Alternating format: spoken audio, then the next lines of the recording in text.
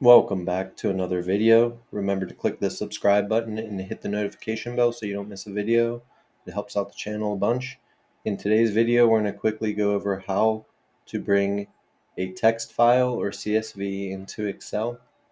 So from the Home tab, you're going to click the Data tab. Click From Text/CSV.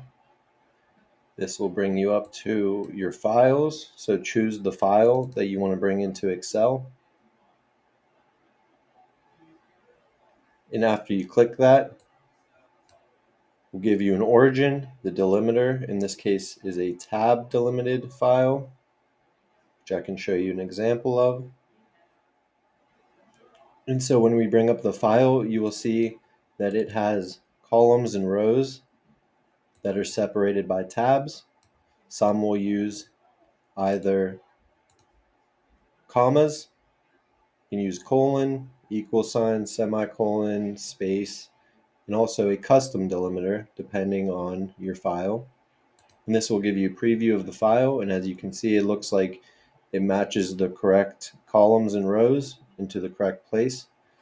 So we can either transform data, which will bring you to Power Query, which I'll make a video later on how to navigate Power Query. We can also load. So we just click load.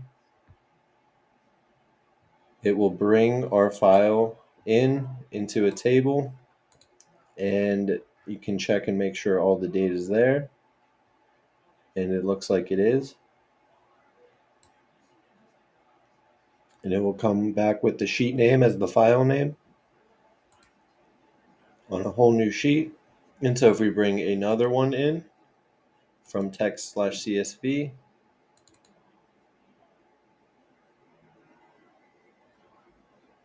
can see it's the same thing, also tab delimited. Click load. It also has the name of the sheet and all the data in a table that you can sort through, filter by. And to remove the table, hit Control A to select everything, convert to arrange. And so now if we do no fill